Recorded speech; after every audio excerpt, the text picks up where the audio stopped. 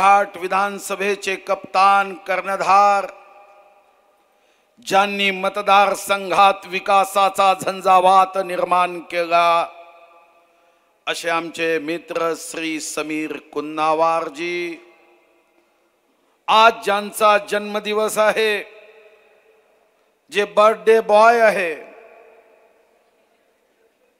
ज्यांना मी माझ्या वतीने आपल्या सर्वांच्या वतीने शुभकामना देतो आणि अखंड आमदार असावं अशी सदिच्छा व्यक्त करतो। असे आमदार पंकज भोयरजी, शेतकऱ्यांचे नेते, कष्टकऱ्यांचे नेते आमदार दादाराव केचेजी, विधान परिषदचे सदस्य, माजी महामंत्री, भारतीय जनता पार्टीचे कुशल संघटक आमदार रामदास आंबटकरजी, भारतीय जनता पार्टीचे या जिल्ह्याचे कुशल संघटक नेते अध्यक्ष डॉक्टर शिरीषजी गोडे, जिल्हा परिषदच्या अध्यक्षा सरिताताई गोखरे, या ठिकाणी उपस्थित प्रदेश भारतीय जनता पार्टीचे नेते श्री राजेश बकानेजी, या ठिकाणी उपस्थित उपेंद्र कोठेकरजी, वैशालीताई येरावार, नितीनजी मडावी, किसान मोर्चाचे नेते श्री सुधीरजी दिवे, श्री अध्यक्ष किसान मोर्चा गंगाधरराव कोल्हे, नगर परिषद अध्यक्षा सुचिताताई मडावी, माजी नगरपालिका अध्यक्षा व रामदासजीला सदैव सांभाळून नेणाऱ्या आमच्या वहिनी शोभाताई तडास, जिल्हा परिषदचे सभापती विजय आगगावे, माधवराव चंदनखेडे, मृणाल माटेजी, सरस्वतीताई मडावीजी, वर्धेचे नगरपालिका अध्यक्ष अतुल तराळेजी, श्री प्रशांत सव्वागाखेजी, श्री अंकुश ठाकरेजी, शारदाताई आंबटकर, रेखाताई मनगे, मंचावर उपस्थित इतर सर्व मान्यवर, लोकप्रतिनिधी, नाव सुटल्यावर माझ्यावर राग काढू नका, कागद ज्याने लिहून दिला त्याचं नाव नंतर मी तुम्हाला सांगेल, पण असे सर्व मान्यवर, पदाधिकारी, लोकप्रतिनिधी व या स्टेडियम मध्ये विचाराच्या लढाईसाठी सज्ज असण्यासाठी उपस्थित या जिल्ह्याच्या भूमातेची सेवा करणारे, कष्ट करणारे, ज्याबद्दल आम्ही सदैव अन्नदाता सुखी भव म्हणतो, असे माझे सर्व कष्टकरी शेतकरी बांधव भगिनी, त्यांना साथ देण्यासाठी उपस्थित भारतीय जनता पार्टीचे सर्व लोकप्रतिनिधी, पदाधिकारी, कार्यकर्ते व ज्यांच्या माध्यमातून या शेतकऱ्यांचं दुःख, वेदना व आवाज बुलंद होणार आहे, असे सर्व निस्वार्थ भावनेने सेवा करणारे सर्व पत्रकार बांधव आणि भगिनी, या कार्यक्रमात मला निमंत्रण दिलं याबद्दल रामदास तडसजी, या जिल्ह्याचे अध्यक्ष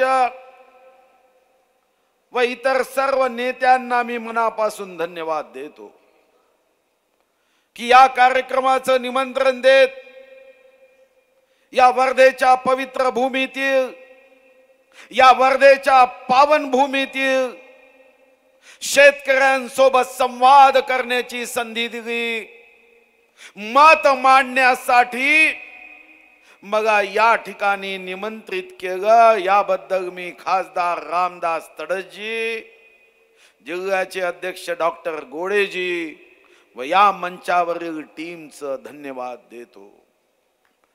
खरं तर माझ्यासाठी महाराष्ट्राचे सर्व जिल्हे, या देशाचे सर्व जिल्हे हे प्रगत व्हावे, उन्नत व्हावे, मनात अशी साधारण भावना येणं गैर नाही, पण जेव्हा जेव्हा मी या वर्धा जिल्ह्यात येतो तेव्हा मनामध्ये एक ईश्वरीय, पवित्र, सुंदर अशी भावना निर्माण होत असते। कारण हा जिल्हा या देशामध्ये महात्मा गांधींनी क्रांतीसाठी, आंदोलनासाठी, सेवेसाठी निवडलेला जिल्हा आहे. देशात अनेक जिल्हे होते. 1918 अहमदाबादच्या जवळ साबरमती मध्ये गांधीजी गेले. पण या इंग्रजांना हटवण्यासाठी, देशाच्या जनतेला संघटित करण्यासाठी, चले जाओ क्विट इंडिया अंग्रेजो भगो हा नारा देण्यासाठी जर कोणती भूमी निवडली तर ही भूमी, त्या भूमीचं नाव आहे वर्धा. आणि ही भूमी निवडली. मी या जिल्ह्यातील जनतेला धन्यवाद देतो की तुम्ही नेहमीच सत्याचा आग्रह करत राहिला, सत्याची बाजू घेऊन काम करत राहिला. सच का बोल बागा हो और झूठे का मुंह कागा हो ही भावना घेऊन या जिल्ह्याने नेहमी काम केलं. त्याच ठिकाणी पुन्हा एकदा चले जावचा नारा आम्हाला इंग्रजांच्या विरुद्ध द्यावा लागला. त्याच भूमीतून पुन्हा एकदा रामदास तडस यांच्या नावाच्या स्टेडियम मधून काँग्रेसला एक आम्ही नारा द्यायला आलो आहे, चलो सच बोलो. अरे स्वतःच्या स्वार्थासाठी तुम्ही असत्य जाऊन शेतकऱ्यांना भडकवण्याचं पाप करू नका. अरे सत्ता हवी असेल तर रडीचा डाव खेळू नका. अरे सत्ता हवी असेल तर स्वार्थाने या देशाला चुकीच्या दिशेने नेऊ नका. हे सांगण्यासाठी पुन्हा या स्टेडियम मध्ये आपण एकत्र आलो आहे. लहानपणी कधी काकू, मावशी, आई कथा सांगायची, तुम्ही ऐकली असेल, मी ऐकली. ती कथा होती की एक सज्जन व्यक्ती आपल्या गोठ्यातली गाय घेऊन जनावरांच्या बाजारात विकायला नेण्यासाठी निघाला. त्याच गावाच्या जवळ असणाऱ्या गावातल्या लोकांच्या मनात एक वाईट भावना आली. अरे हा गावचा सज्जन माणूस गाय विकायला गायीच्या बाजारात निघाला. अरे हा तर भगवान महादेवासारखा भोळा आहे, साधा आहे, सज्जन आहे. बाजारात जायच्या अगोदरच ही गाय आपण आपल्या ताब्यात घेतली पाहिजे. तिघांनी षडयंत्र केलं, तिघांनी प्लॅन तयार केला, डाव तयार केला. जसा तो गाय घेऊन 2 किलोमीटरवर गेला, पहिला माणूस आला. तो काँग्रेसच्या विचाराचा होता. तो म्हणाला, अरे ही बकरी घेऊन कुठं चाललाय? तो म्हणाला, भाऊ ही बकरी कुठे आहे? गाय आहे. अरे राव काय सांगतो तू, ही तर बकरी आहे. तू जाऊन एकदा डोळे तपासून घे. याच्या मनात भावना आली की काही गडबड तर नाही. मी बकरी घेऊन चाललो आहे, कुठं काही गडबड झाली आणि आता मी गाय समजून विकायला नेतोय. मग पुन्हा 2 किलोमीटरवर एक राष्ट्रवादी वाला आला. तो उभा झाला. तो म्हणाला, काय बाबा कुठं निघाला? म्हणे गाय विकायला निघालो. अरे बाबा ही गाय कुठं? ही तर बकरी आहे. याला वाटलं की एक माणूस खोटा बघू शकतो, दुसरा खोटा बघेल. मग पुन्हा गेला पुढे. मग अकाली दरवाजा आला. तो म्हणाला, अरे कुठे निघाला? म्हणे गाय विकायला निघालो आहे. तो म्हणाला, अरे ही तर बकरी आहे. त्याला वाटलं की 3 लोक खोटं बघू शकणार नाही. आणि चौथा माणूस जेव्हा शिवसेनेवाला आला तेव्हा ती गाय बकरीच्या भावानी त्यांनी त्याला विकून टाकली. ही लहानपणीची कथा फक्त आपल्याला झोप लागण्यासाठी नव्हती. ही कथा होती, ही मतितार्थ होता. आज जे शेतकऱ्यांच्या आंदोलनाच्या नावाने, कष्ट करणाऱ्याच्या नावाने आंदोलन सुरू आहे, अरे ज्याच्या कष्टाने परिश्रमाने तुमच्या माझ्या ताटात अन्नाचा घास येतो, 21व्या शतकात आम्ही आहोत. यांचा अवकाश यांचा, पण 21व्या शतकात स्मार्ट मोबाईल झाले. एक फोटो व्हॉट्सअपवर अमेरिकेत एका सेकंदात पाठवता येतो. पण आजही बी लावलं की दुसऱ्या दिवशी त्याला गहू लागतील, ज्वारी लागेल, तांदूळ लागेल असं संशोधन करता आलं नाही. आम्ही यंत्र काढले, काही तर नेत्यांनी मनात यंत्र काढले की इकडून आगू टाका, तिकडून सोनं निघेल. पण अजूनही एकाही नेत्यांनी, एकाही संशोधकांनी असं यंत्र काढलं नाही की इकडून माती टाकली, इकडून खत टाकलं, इकडून बियाणं टाकलं, इकडून पाणी टाकलं, तिकडून गहू निघाला, तांदूळ निघाला, कापूस निघाला, तूर निघाली, ज्वारी निघाली, बाजरी निघाली, नाचणी निघाली. अरे ही शेती, या वसुंधरेची सेवा करावी लागते. 1 एकर शेती नांगरायची असेल तर 13.5 किलोमीटर आडवं उभं चालावं लागतं. कडक उन्हात नांगरणी वखरणी करावी लागते. पावसाळ्यात सापाची, नागाची, विंचूची चिंता न करता चिखल तुडवावा लागतो.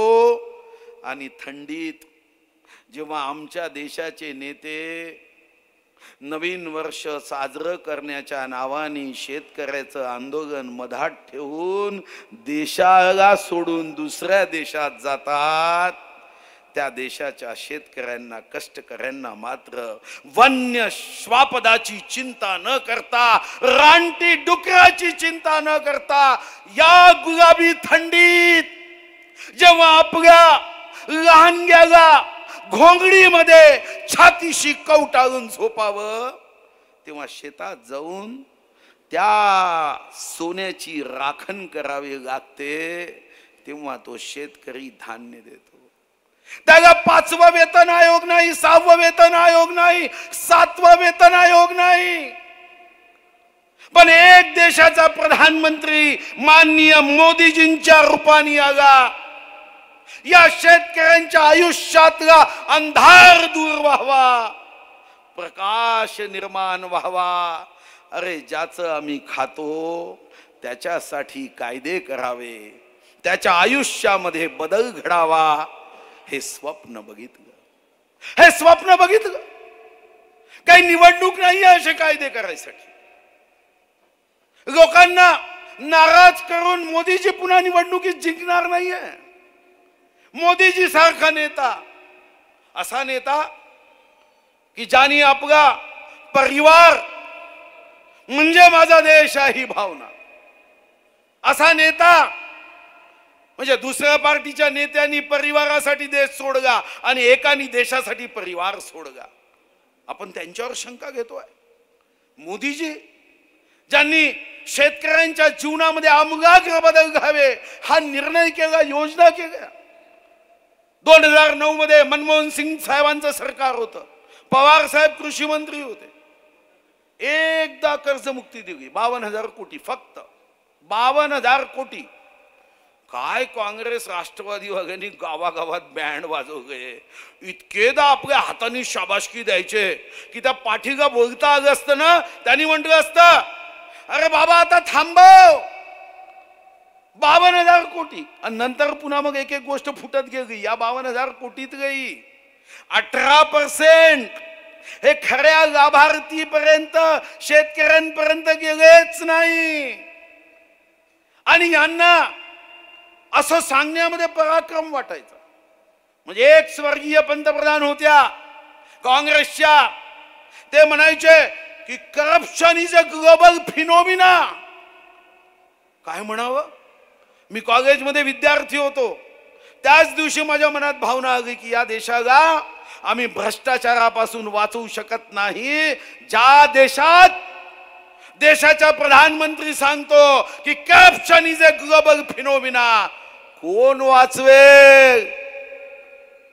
दुसरे प्रधानमंत्री आगे, ते म्हणाले आम्ही 1 रुपया पाठवतो तर रामदासजी 15 पैसे पोहोचतात. 1 रुपया पाठवतो, 85 पैसे हे मधात काय काँग्रेस वगैरे खातात. एक प्रधानमंत्री शेतकऱ्यांसाठी सांगतो की मी इकडे बटन दाबतो, 9 कोटी शेतकऱ्यांच्या खात्यामध्ये 18,000 कोटी रुपये जातात. माननीय मोदीजींनी दरवर्षी शेतकऱ्यांच्या खात्यामध्ये 72,000 कोटी रुपये, 6,000 रुपये टाकण्याचा निर्णय केला, योजना केली. आणि इथं जेव्हा स्वर्गीय अरुण जेटली भाषणात म्हणाले की मेरे देश की परिस्थिति और इससे जब अच्छी होगी तो 6,000 नहीं, उसमें भी बढ़ाने का हमारा प्रण है, वचन है, शब्द है. नीम कोटेड युरिया 5 वर्ष स्थिर ठेवण्याचा संकल्प. 12 रुपयामध्ये शेतकरी कष्ट करणाऱ्या लोकांसाठी 12 रुपयामध्ये 2 लाख रुपयाचा विमा, म्हणजे 1 रुपया महिना खर्च, 3 पैसे एका दिवसाचा शेतकऱ्यांसाठी विम्याची रक्कम, 330 रुपयात 2 लाख रुपयाचा जीवन विमा, सॉइल हेल्थ कार्ड, किसान क्रेडिट कार्ड, पर ड्रॉप मोर क्रॉप. पहिल्यांदा शेतकऱ्यांचं 50% नुकसान झालं तरच भरपाई होती. माननीय मोदीजींनी सांगितलं की 33% नुकसान झालं तरी सुद्धा नुकसान भरपाई दिली पाहिजे. पंतप्रधान पीक विमा योजना, सूक्ष्म सिंचन योजना, इनाम बाजार, शेतकऱ्यांचं उत्पन्न 2022 मध्ये दुप्पट. मी जर योजना सांगायला सुरुवात केली, अरे या देशामधला एक प्रधानमंत्री आहे, रोज एक घास घेत असेल आणि घास घेताना ईश्वराला सांगत असेल, ईश्वरा या शेतकऱ्याच्या कष्टाचा मी घास घेतोय, मी त्या शेतकऱ्याशी बेईमानी करणार नाही, मी निर्णय करेल शेतकऱ्यांच्या जीवनामध्ये, आयुष्यामध्ये बदल व्हावा.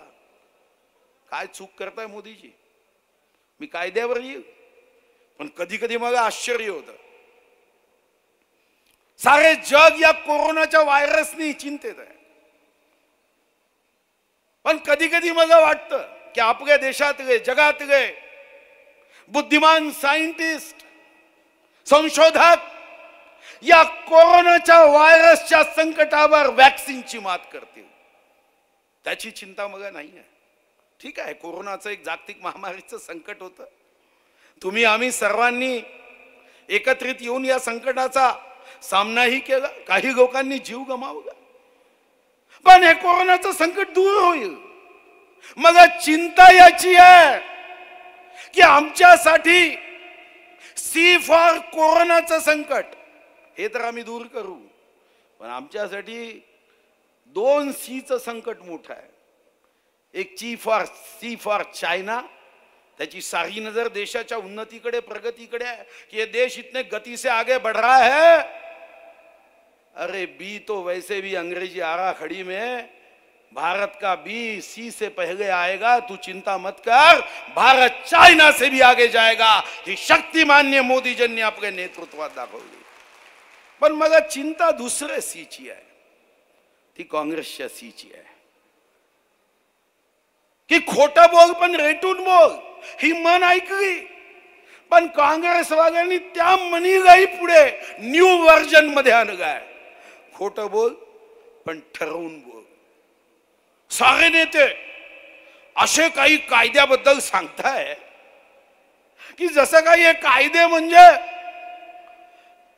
या शेतकऱ्यांच्या विरोधात मोदी सरकारने केलेलं या देशावरचं संकट आहे.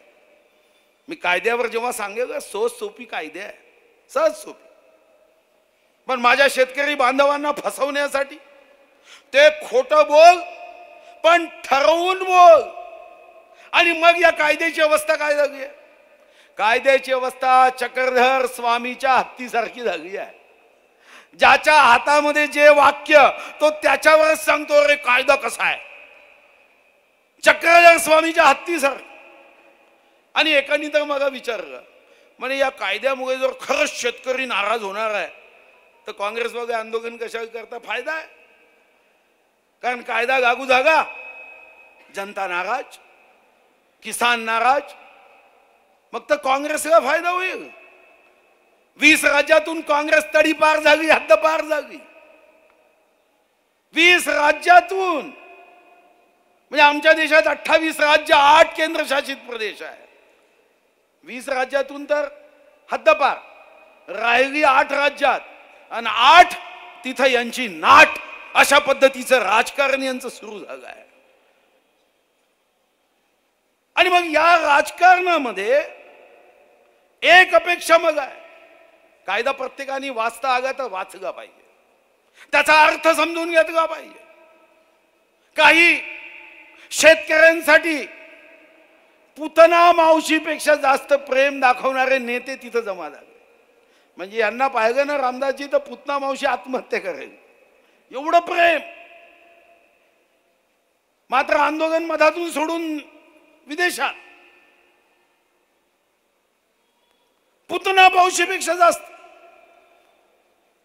आणि देशातल्या शेतकऱ्यांना कारण नसताना भडकवण्याचा प्रयत्न. आणि जे मीडियाचे लोक सत्य सांगतात त्यांच्यावर टीका करायची. अरे ये तो गोदी मीडिया आहे, ये गोदी मीडिया आहे. आणि तुमच्यासाठी जे काम करतात ते काय जयचंद मीडिया? हा जयचंद मीडिया? पृथ्वीराज चव्हाणांनी 16दा त्या मोहम्मद घोरीच्या कमरेत 16दा गाता मारल्या, भाग्या घोरी. त्या पृथ्वीराज चव्हाणांचा या भारतात. मग तुम्ही शेतकऱ्यांसाठी खरी माहिती, चलो सच बोलो, सत्याचा आग्रह का करत नाही? आश्चर्याची गोष्ट आहे. पहिला तर विषय मला समजलाच नाही, सर्वात मोठा गंभीर व्हायरस कोणता आहे? माझ्या दृष्टीने देशामधला सर्वात मोठा गंभीर व्हायरस म्हणजे अल्झायमर, विस्मरण शक्ती, राजकीय विस्मरण शक्ती. मला तर काँग्रेसवाल्यांची भाषणं ही वर्तमानपत्रातून वाचतो किंवा टीव्ही मध्ये पाहतो की नाही, सागा यांना पाहिल्यावर पोपटांची संख्या कमी होऊन जाईल. पोपटाचा आत्मा आल्यासारखे बोलतात. हो, काय कायदा होता? भारत सरकारने कायदा केला काय? The farmers empowerment and protection agreement on price assurance and farm service act 2020. म्हणजे काय? शेतकरी किंमत आश्वासन आणि कृषी सेवा करार कायदा 2020. काय हा कायदा? तर हा कायदा हा महाराष्ट्रात आम्ही 2006 मध्ये काँग्रेस राष्ट्रवादीच्या सरकारने मंजूर केलेला कायदा आहे. हा 2006 मध्ये झाला. आणि महाराष्ट्रामध्ये हा जो शेती उपज, शेती उत्पादन, हा आम्ही एखाद्या कराराने, एखाद्या पार्टनरशिप फर्म मध्ये, एखाद्या कंपनीमध्ये, एखाद्या समूहाला, एखाद्या व्यक्तीला, एखाद्या संस्थेला तो शेतकरी करार करू शकतो. पण काँग्रेस वगैरे काय सांगितलं? नाही नाही, शेती घेतील. अरे कायदा वाचणार रे बाबा, त्याच्यासाठी तर शिक्षणावर हजारो कोटी खर्च केले. विश्वरत्न डॉक्टर बाबासाहेब आंबेडकरांनी सांगितलं ना, वाघिणीचं दूध आहे. मग कायदा वाचता येत नाही? काय म्हणतं काय कायद्यामध्ये? कायदा म्हणतो की एखाद्या शेतकऱ्याला, आणि ती जबरदस्ती नाही, म्हणजे तुम्ही करार केला पाहिजे असं काही कायद्यात तरतूद आहे का? 2006 मध्ये महाराष्ट्रात कायदा झाला होता. माझं 1 तासाचं भाषण आहे त्याच्यावर, 1 तासाचं. मी प्रश्न विचारले होते, म्हणून हा यामध्ये सुस्पष्टता असावी. तेव्हाही सुस्पष्टता. काँग्रेस सरकारने सांगितलं की करार म्हणजे काही जमिनीची मालकी नव्हे. करार याचा अर्थ काय? तर 2006 मध्ये आम्ही कायदा केल्यावर महाराष्ट्रात, म्हणजे आज जो देशात जागा तो महाराष्ट्रात 2006 पासून 14 वर्ष झाले आहे. आणि तिकडे काँग्रेसचे नेते जाऊन शेतकऱ्यांना भडकवताय, अरे नहीं नहीं ये कानून बहुत डेंजर है, ये जमीन चले जाएगी. काय सगळी बुद्धी आहे? कोणत्या शाळेत महाविद्यालयात शिकले समजत नाही. अरे 2006 मध्ये तुम्ही कायदा केला. मी शेतकरी, आमच्या इकडे शेती आहे. काय आपण बटाईनी शेती देत नाही का? आहे का कोणी शेतकरी देत नाही? देतो ना. ज्या कुटुंबामध्ये एखादा कर्मचारी असेल आणि त्या कर्मचाऱ्याची शेती गावाकडे असेल तर तो काय देत नाही का बटाईनी? बटाईनी देतोच शेती आपण. आम्ही महाराष्ट्रात 2006 मध्ये कायदा केला. त्या नाशिकमध्ये सह्याद्री प्रतिष्ठान, कृषी प्रतिष्ठान तयार झालं. काही शेतकरी एकत्र आले, शेती घेतली करारावर. आणि आज मिडल ईस्ट दुबईला ते 300 शेतकरी एकत्र येऊन त्यामध्ये उत्पन्न जे येतं ते विकतात आणि 250 कोटी रुपयाचा वर्षाचा टर्नओव्हर करतात. 2006चा कायदा, महाराष्ट्र सरकारने केलेला कायदा. डोमिनो पिझ्झा त्यांनी पनवेलपाशी काही शेतकऱ्यांशी करार केला आणि हा करार जो आहे त्यातून त्या शेतीमध्ये जी सिमला मिर्च तयार होईल ती सिमला मिर्च डोमिनो पिझ्झा ही विकत घेते. एकदा मुंबईमध्ये काही शेतकऱ्यांचा सत्कार होता आणि एक शेतकरी आला सुटाबुटामध्ये. अगं मलाही आश्चर्य झालं, म्हणतं सुटाबुटात का शेतकरी तर मी कधी पाहिला नाही. आणि सुटाबुटात का शेतकरी, मी त्याचा सत्कार केला. म्हणतो हो भाऊ खरंच शेतकरी आहात का? म्हणजे हो मी खरा शेतकरी आहे. 40 वर्षापूर्वी आमची 3 एकर जागा होती, पण आता आमची 100 एकर जागा आहे. म्हणजे हा तर काँग्रेसवाल्यासारखं काहीतरी फोकनड मारताय. कारण 3 एकरचा शेतकरी हा 100 एकरचा होताना मी पहिल्यांदाच पाहत होतो. हा 100 एकरचे शेतकरी 3 एकरचे होणारे हजारो आहे, पण 3 एकरचा. तर मी त्याला गमतीने म्हणालो, काही तुझा भाऊ किंवा नात्यामध्ये कोणी आयएस वायस तर नाही आहे ना? कारण असं करतात की एक भाऊ आयएस राहिला की दुसऱ्या भावाच्या नावाने शेती घेतली जाते. म्हणालो भाऊ शपथीने सांगतो माझा कोणी भाऊ आयएस नाही. म्हणतो मग दुसरा प्रश्न विचारा. म्हणतो कोणी नेता वेता तर नाही? कारण खाल्लेले पैसे शेतीच्या माध्यमातून लावले जातात. आणि काँग्रेसने म्हणूनच एक उत्तम कायदा या देशात केला. कारण सी फॉर काँग्रेस आणि सी फॉर करप्शन. काय कायदा केला? एकीकडे सांगायचं शेती हा फायद्याचा धंदा नाही, आणि दुसरीकडे कायदा काय केला तर शेतकऱ्याचे चांगले कायदे नाही केले. म्हणजे शेतकऱ्यांना इन्कम टॅक्स लागणार नाही. अरे बाबा इन्कमच होत नाही, कशाचा इन्कम टॅक्स? कायदा काय तर म्हणजे इन्कम टॅक्स लागणार नाही. काय उपकार केले? अरे तुम्हीच सांगता शेतकऱ्यांचं उत्पन्नच होत नाही, शेती घाट्याचा धंदा आहे. मग लक्षात आलं हे बुद्धिमान होते. शेतकरी विचारे इन्कम टॅक्स भरण्या एवढे पैसे कमवूच शकत नव्हते, पण काँग्रेस वगैरे हुशार होते. जाताना हातातलं ताट दाखवायचं, अरे मी तर देवाला नैवेद्य दाखवतोय, पाणी फिरवलं का नैवेद्य पोटात. आणि म्हणूनच तुम्ही सांगा बरं कोणता शेतकरी इन्कम टॅक्स भरतो? पण काँग्रेसचे नेते मात्र शेती दाखवू दाखवू दाखवू दाखवू इन्कम टॅक्स वाचवत आले. तो कायदा केला तुम्ही. पण करार पद्धतीतून जेव्हा शेतकऱ्याची आर्थिक शक्ती वाढू शकते त्या कायद्याला विरोध करतात. मी ज्या जिल्ह्यातून येतो तिथं राजुऱ्यामध्ये मिरचीचं पीक घ्यायचे, करार पद्धतीने करायचे. प्रचंड बघा अशा पेपर मिल, निलगिरी, सुबाबूल बायबॅक ॲग्रीमेंट करताय ना बायबॅक ॲग्रीमेंट. काय नुकसान झालं? आज नाही करताय. 2006 महाराष्ट्रात कायदा केला तेव्हापासून या कायद्यामध्ये एक हंगाम किंवा मॅक्झिमम 5 वर्ष हा करार करता येतो, जमिनीचा नाही. करता हा कायदा शेतकऱ्यांच्या संरक्षणासाठी केलाय. या कायद्याच्या माध्यमातून अगोदर करार केला तर न्याय देण्याची, न्यायदानाची व्यवस्था उचित नव्हती. आता यामध्ये न्यायदानाची व्यवस्था आहे. शेतकरी करार केल्यानंतर त्याचं शोषण होणार नाही. आणि एवढंच नव्हे, मान्य मोदीजी, मान्य अमित भाई एकदा नव्हे हजारदा सांगताय. तुम्हाला कुठं आक्षेप आहे का? तुम्हाला वाटतं का की ही कलम, हे सेक्शन, हे प्रावधान, हा नियम शेतकऱ्यांच्या विकासाच्या, प्रगतीच्या, उन्नतीच्या आड येऊ शकतो? अरे चर्चा करायला तयार आहोत ना आम्ही. त्यावर चर्चा नाही, कायद्याच्या सेक्शनवर चर्चा नाही. यांचा एकच नारा आहे की शेतकऱ्यांचे हे कायदे या देशामध्ये झाले तर आपण आज 20 राज्यातून तडीपार झालो आणि मग पुढे अशाच पद्धतीचे कायदे होत राहिले तर 2029च्या नंतरच्या निवडणुकीत एखादा इतिहासकार काँग्रेसचा इतिहास लिहिताना मेनी इयर्स एगो, फार फार वर्षापूर्वी काँग्रेस नावाचा एक राजकीय पक्ष होता हे कदाचित इतिहासकार लिहिल, ही भीती त्यांच्या मनात आहे. आणि म्हणून या कायद्याला बदनाम करण्याचा प्रयत्न होता. हे मिलिंदजी कायदा ठेवा, रामदासजीला द्या, हा कायदा 2006चा आहे.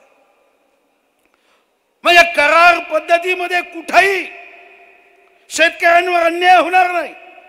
पण एका गावात 100 शेतकरी एकत्र आले, सांगितलं की आम्ही हे बियाणं देतो आणि या बियाणातून जे पीक होईल या निश्चित भावानी घेतो. यामध्ये भावाची निश्चितता आहे. अन्यथा भावाची निश्चितता नसेल तर शेतकरी आपल्या जमिनीमध्ये परिश्रम करतो, घाम त्या शेतीला लावतो, पण सोनं मात्र मातीच्या भावाने विकल्या जातं. मग दुसरा विषय काय? दुसरा विषय आला की आमच्याकडे कृषी उत्पन्न बाजार समितीत मध्येच शेतकऱ्यांना जावं लागायचं. काय कायदा केला?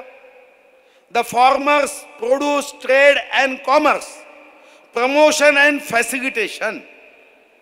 म्हणजे काय? एवढंच सांगितलं की कृषी उत्पन्न बाजार समितीमध्ये तुम्हाला भाव चांगला मिळत असेल ना, तिथं विका ना. समजा काँग्रेसवाल्यांना असं वाटतं की बाहेर भाव मिळत नाही तर अडचण आहे का? असं काही जबरदस्ती आहे? कोणी चाकू, बंदूक, पिस्तूल दाखवून तुम्हाला सांगताय का की बाहेर विकू नका? फक्त या कायद्यामध्ये थोडीशी तरतूद बदलली. कृषी उत्पन्न बाजार समितीचा जो कायदा होता त्या कायद्यामध्ये एकच बदल केला आणि हा बदल हा बिहारमध्ये तर 2006 मध्ये केला. केरळमध्ये कृषी उत्पन्न बाजार समित्याच नाही आहे. महाराष्ट्रात 2017 मध्ये आम्ही बदल केला. तेव्हा शिवसेना आमच्या सोबत होती ना, शिवसेना आमच्या सोबत होती. काय बदल आहे? तर हा जो शेतकरी आहे या शेतकऱ्याला कृषी उत्पन्न बाजार समितीपेक्षा जास्त भाव हा मिळत असेल. जसा देवळीमध्ये एखाद्याने ज्वारी पिकवली, त्याला वाटलं की मी वर्धेच्या बाजारामध्ये माझ्या 10 पोते ज्वारीची विक्री करेन, तर काय जबरदस्ती आहे का? इच्छाच कृषी उत्पन्न बाजार समितीमध्ये विक्री पाहिजे. बरं एवढंच नव्हे, यामध्ये कायद्यात तरतूद केली की तुम्ही तुमच्या घरी 10 ज्वारीचे पोते असेल आणि तुम्हाला वाटलं की मी ई मार्केटमध्ये माझी ही 10 पोते ज्वारी ही मी नाशिकच्या डायबिटीस साठी भाकरी खाणाऱ्या संस्थेला मला ई सेल करायचा आहे. आजच्या कायद्यामध्ये तरतूद नाही आहे. आपल्यापैकी अनेक जण अमेझॉनच्या बाजारात जातात, वस्तू विकत घेतात की नाही घेत? मग त्यांनी सांगितलं की राज्याच्या अंतर्गत कृषी उत्पन्न बाजार समितीमध्ये किंवा बाहेर किंवा आंतरराज्यीय सुद्धा विक्री करता येते. हा काही नवीन कायदा आहे का? बिहारनी केला लालू प्रसाद यादव असताना, केरळनी या संदर्भामध्ये कृषी उत्पन्न बाजार समिती जन्माला घातली नाही. 2017 मध्ये शिवसेना आणि भारतीय जनता पार्टीच्या सरकारने हा कायदा केला आणि तेव्हाही कोणी अशी अडचण नाही. मग 2 वर्ष झाले, काय अडचण आहे? लोक बाहेर विकतात. बाहेर विकता येत नाही. पण कृषी उत्पन्न बाजार समितीच्या बाहेर हा जर धान्य कृषी उपज विकता आले तर कृषी उत्पन्न बाजार समितीमध्ये आडत्याचं काय होईल, दगागाचं काय होईल. सेटिंग फिटिंगचं राजकारण करून कृषी उत्पन्न बाजार समिती आपल्या मुठीत ठेवणाऱ्यांचं काय होईल. राजकारण शेतकऱ्याच्या हिताचं नाही, हे आडत्या आणि दगागाच्या हितासाठी या कायद्याला विरोध आहे असं या स्टेडियम मध्ये सुधीर मुनगंटीवार म्हणत नाही. 2012 मध्ये लोकसभेत काँग्रेसचे सुप्रसिद्ध वकील कपिल सिब्बल सांगत होते. व्हिडिओ आहे. 2012च लोकसभेत कपिल सिब्बल साहेबांचं भाषण ऐकलं. काय म्हणाले ते, अरे क्यों जबरदस्ती करते हो एपीएमसी में बेचने की, ये दगाल ये अड़ते लोगों के लिए क्या काम करते हैं. ते भाषण ऐकलं ना, मी ऐकलं तर मलाही वाटलं की 2-3 दिवस आपण पेपर वाचले नाही. कदाचित ते कपिल सिब्बल मोदीजींनी किंवा अमित भाईंनी यांच्या गळ्यात भाजपचा पंचायत नाही घातला. कारण ते भाषण ऐकल्यावर असं वाटत होतं की हे तर भाजपच्या बाजूनी मोदीजींची बिना फी देता वकिली केल्या जात आहे. बिना फी देता फुकाट मोफत सल्ला. जसं ॲडव्होकेट हरीश साळवेंनी आपल्या देशाची बाजू 1 रुपयात मांडली, तर मला तर वाटलं की या कायद्याची बाजू कपिल सिब्बल बिना पैशानी मांडतात. पवार साहेबांचा कागद आमचे सुधीर दिवेजी देत होते. शरद पवार कृषी मंत्री असताना एपीएमसीच्या बाहेर धान्य विकता यावं लेखी पत्र सर्व राज्याच्या मुख्यमंत्र्यांना दिलेत. शरद पवार साहेबांची इंटरव्ह्यू मुलाखत आहे. त्या मुलाखतीत ते सांगताय आणि तेव्हा तर त्यांच्या चेहऱ्यावर सत्याची भावनाही दिसत होती. ते सांगत आहे कि हमको अगर किसानों को न्याय देना है तो उन्हें अपने कृषि उपज को बाहर बेचने की अनुमति देना चाहिए. मी मनात म्हटलं असं का होतं की ज्यांच्या भावना, ज्यांनी आपलं आत्मचरित्र आहे, त्या आत्मचरित्र तुम्ही बघा आत्मचरित्राचीच पान दाखवले ना, आत्मचरित्र किंवा दुसऱ्यांनी आत्मचरित्र लिहिलं त्याच्यातही शरद पवार साहेब सांगताय the farmers produce trade and commerce promotion and facilitation 2020 कृषी उत्पन्न बाजार समितीच्या बाहेरील वस्तू विकता याव्या. बरं 2019चा काँग्रेसच्या जाहीरनाम्यात आहे. सांगा काय व्हायरस आहे हा, कोरोनापेक्षा डेंजर आहे हो. या व्हायरसनी माणसाचा 2019चा जाहीरनामा विसरून जाते. कपिल सिब्बलचं 2012चं भाषण विसरून जाते. या व्हायरसनी पवार साहेबांनी दिलेली मुलाखत विसरून जाते. पवार साहेबाच्या आत्मचरित्रामधले शब्द बदलतात आणि तिथं फक्त प्रश्नचिन्ह निर्माण होतात. हे राजकारण आहे तुमचं. या राजकारणातून आम्हाला काय काय साध्य करायचं आहे? का अन्याय करता शेतकऱ्यांवर? मलाही आठवते की आम्ही कमाल शेत जमीन धारणा कायदा 1961 केला. कोणी केला? काँग्रेस. मग तुम्ही कमाल शेत जमीन धारणा कायदा 1961 केला, पण तुम्ही असं केलं का कमाल कारखाने धारणा कायदा की एवढेच कारखाने ठेवता येईल? कोण नाही केला? तुम्ही असं का नाही केलं कमाल दुकाने धारणा कायदा एवढीच दुकानं ठेवता येईल? म्हणजे शेतकऱ्यांनी महाराष्ट्रात राहायचं असेल तर बागायती असेल तर 18 एकर आणि तो कोरडवाहू असेल तर 54 एकर. तुम्ही असं म्हणता का एखाद्या गीतकाराला कमाल गाणे म्हणण्याचा कायदा केलं का? किती गाणे म्हणा, चित्रपट किती काढा, आहे का असा कायदा? पण शेतकऱ्यांना कायदा केला की तू शेती करतो ना, इरिगेटेड आहे का? 18 एकर. बरं आपल्याला असं वाटलं चला जे मालगुजार आहे, जमीनदार आहे, त्यांचं कंबरड तोडण्यासाठी असेल. पण त्या कायद्याच्या तरतुदी किती बोगस आहे माहित आहे? की तुम्ही उद्योगपती असाल, हजारो एकर जागा घेऊ शकता, पण शेतकरी असाल तर घेऊ शकत नाही. कोण शेतकऱ्याच्या बाजूचे आणि शेतकऱ्याच्या विरोधात काय हो?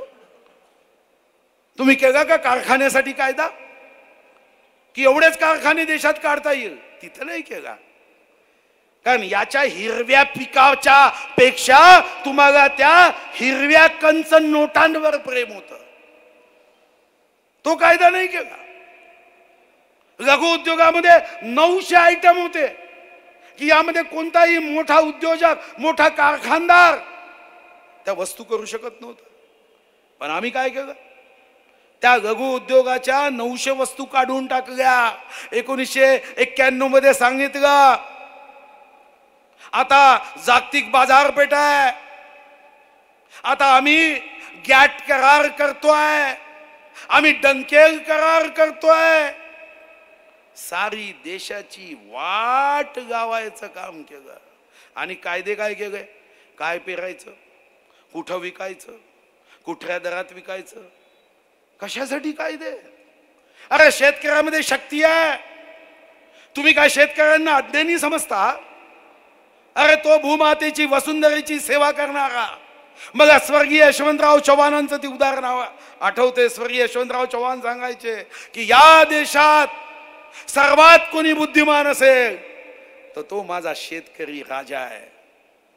आणि ते उदाहरण सांगायचे की हा शेतकरी राजा आहे, कॅलेंडर न पाहता अरे पक्षाच्या आवाजाला ओळखू शकतो जे तुम्ही पुस्तकी ज्ञानात समजू शकत नाही. तो सांगतो की या वर्षी पाऊस कसा पडेल.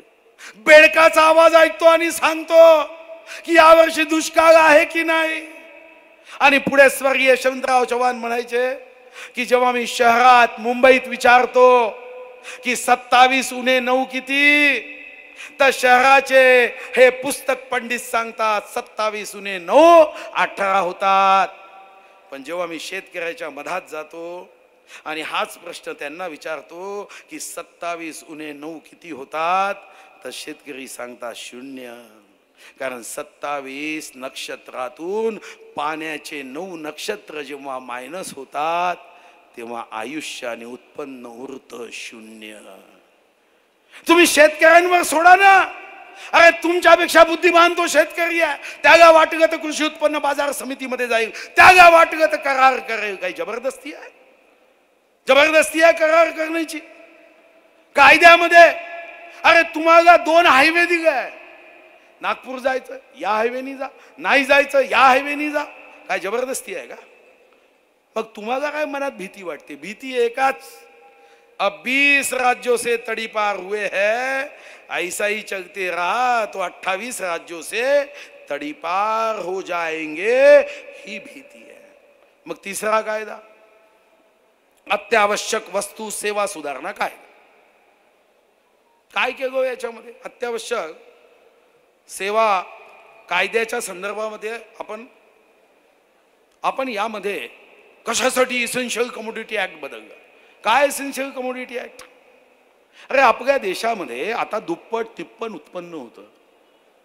आपण बंधन टाकलंय की तुम्हाला साठा करता येणार नाही. मग साठा कुणी करायचा? तर साठा शेतकऱ्यांनी आपल्या ठिकाणीच करायचा. आणि मग त्याचा परिणाम काय व्हायचा की त्या ठिकाणी जो आपल्या देशामध्ये 25%, 30%, 40% हा जास्तीचा जो माल तयार होतो. तुम्ही मनमोहन सिंग सरकारमध्ये लोकसभेचं ते उत्तर ऐकलं असेल.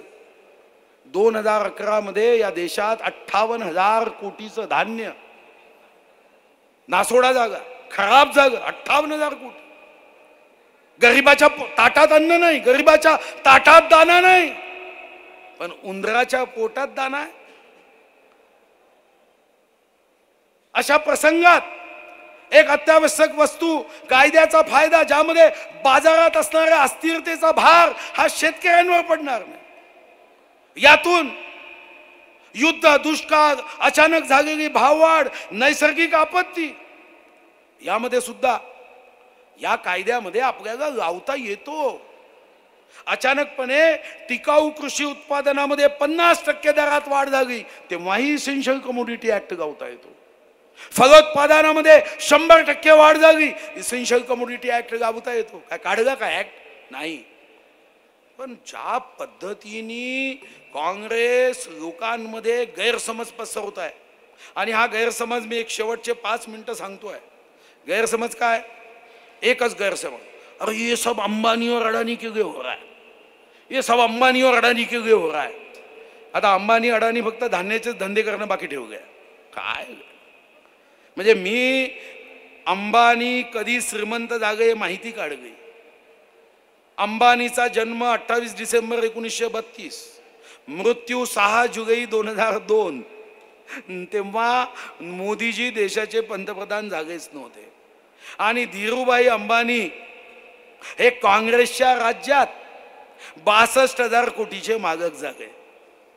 आता मला कधी कधी वाटतं काँग्रेसच्या राज्यात अंबानीजी 62,000 कोटीचे मालक झाले, आणि तुम्ही सांगताय की अंबानीला काय मोदीजी मोठं करताय? काय छोटं मन आहे हो. अडानी जन्म 24 जून 1962, मोठा कधी झाला?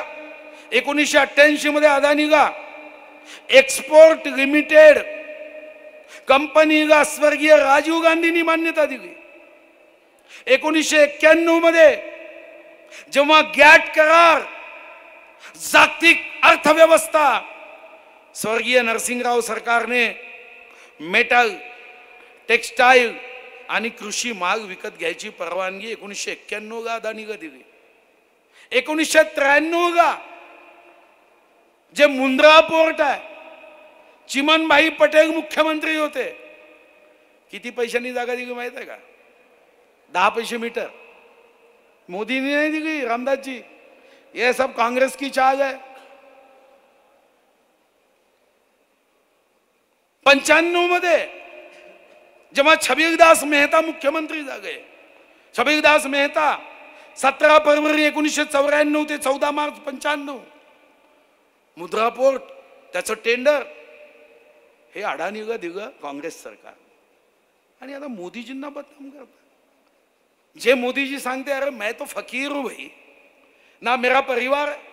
काय मोदीजीचं स्वप्न आहे का की त्यांच्या पोराला प्रधानमंत्री बनायचं आहे, पोरगी खासदार व्हावी, पोरगा पर्यावरण मंत्री आणि नंतर मुख्यमंत्री व्हावा, असं स्वप्न आहे?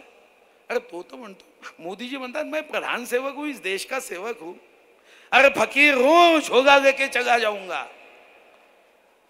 त्यांच्याबद्दल आपण या पद्धतीने, हे खरं आहे की अडानीला ही चिमनभाई पटेलनी कच्छ मधली जागा दिली. माझा आरोप नाहीये की वाईट केलं, कारण तेव्हा कच्छमध्ये उद्योग नव्हते. जिकडे पाहावं तिकडे सॉल्टी लँड होती, कोणी येत नव्हतं. तर चिमनभाई पटेलनी चूक केली असं म्हणणं नाही, पण कारण नसताना मोदी साहेबांना बदनाम करण्यासाठी अडानी आणि अंबानीचं नाव घ्यायचं, खरं तर लाज वाटली पाहिजे. आणि आज हे खरं आहे की ती काँग्रेस जी होती ती रामदासजी गेली. ती काँग्रेस मोठ्या नेत्यांची पार्टी होती, ही छोट्या नेत्यांची पार्टी आहे. ती काँग्रेस सच्ची काँग्रेस होती, ही गुच्ची काँग्रेस आहे. ती काँग्रेस साधू वृत्तीची होती, ही संधी साधू वृत्तीची आहे. यांना कायद्याचं काही देणं घेणं नाही, काय द्यायचं याच्याशीच देणं घेणं आहे. ती सत्याचे प्रयोग करणाऱ्या महात्मा गांधींची काँग्रेस होती, ही सत्तेसाठी असत्याचे प्रयोग करणाऱ्या राहुल गांधीची काँग्रेस आहे. ती महान लोकांची काँग्रेस होती, ही लहान लोकांची काँग्रेस आहे. ती राष्ट्रीय हितासाठी काम करणाऱ्यांची काँग्रेस होती, ही आता आंतरराष्ट्रीय हितासाठी काम करणाऱ्यांची काँग्रेस आहे. ही राईचा पर्वत होतो, ही मन ऐकणाऱ्या देशात कायद्याचा काँग्रेस आईचा पर्वत होतो, हे आम्ही आता पाहतोय. लोकमान्य टिळकाची, नेताजी सुभाषचंद्र बोसची, आदरणीय स्वर्गीय आगरकरांची, महात्मा गांधींची काँग्रेस होती, ही सत्तेसाठी काही पण योच खुर्ची पाहिजे, माझा पोरगा प्रधानमंत्री झाला पाहिजे, यासाठी मताचं तुष्टीकरण करणाऱ्या, मताची लाचारी करणाऱ्यांची काँग्रेस आहे. अब्दुल गुरुला फाशी देऊ नका असं म्हणणाऱ्यांची काँग्रेस आहे. कसाबला बिर्याणी खाऊ घालणाऱ्यांची काँग्रेस आहे. ती मी बोर्ड आगो तेव्हा पाहिलं 136 वर्ष काँग्रेसला पूर्ण झाले. म्हणजे कधी कमीत कमी 136 वर्षाची काँग्रेस देशाच्या शेतकऱ्याच्या हितासाठी परिपक्वतेने विचार मांडेल. पण 136 वर्षाच्या काँग्रेसची लोकशाही आज लोकशाहीचा 36चा आकडा या काँग्रेसचा झाला आहे. आणि म्हणून चलो सच बोलो या स्टेडियम मधून या वृत्तीच्या विरुद्ध आमची लढाई जंग सुरू करायची आहे. ही शेतकऱ्यांनी करायची आहे, ही माझ्या भाजपच्या नेत्यांनी करायची आहे, ही लोकप्रतिनिधींनी करायची आहे. ऐकते मोदी लढत बसेल आणि आम्ही मात्र निवडणुकीत निवडून येत राहू. एक अकेला थक जाएगा, साथी हात बढ़ाना. आम्हा सर्वांना या रामदास तडसांच्या नावाने असलेल्या स्टेडियम मध्ये संकल्प करायचा आहे. या कार्यक्रमाच्या माध्यमातून फक्त भाषण ऐकण्यासाठी आला नहीं, अब हमें ये कांग्रेस के बुरखे को फाड़ देना है, सच्चाई को सामने लाना है. और चले जाओ म्हणणाऱ्या महात्मा गांधीला सुद्धा आज राहुल गांधीच्या विरोधात चलो सच बोलोचं आंदोलन करावं लागलं असतं. अरे कम से कम किसानों को मत फसाओ, किसानों को जबरदस्ती से कानून के विरोध में मत लाओ. आणि काँग्रेस अशीच वागत राहिली तर आमचा पुढचा संकल्प आहे की डॉक्टर जसे एखादा आजार असेल तर सांगतात की ही औषधी याची आता एक्सपायरी डेट संपली आहे, ही औषधी घेऊ नका. आम्हाला ही जनतेत जाऊन सांगावं लागेल की या काँग्रेसची आता राजकीय एक्सपायरी डेट संपली आहे. आता काँग्रेसच्या विरोधात ये जंग हमारी जारी होगी. ये जंग का हमारा नारा है, जय जवान, जय किसान, जय विज्ञान, जय अनुसंधान. आणि हे काम घेऊन भारतीय जनता पार्टीचे कार्यकर्ते जातील हा विश्वास व्यक्त करतो. जय जवान, जय किसान.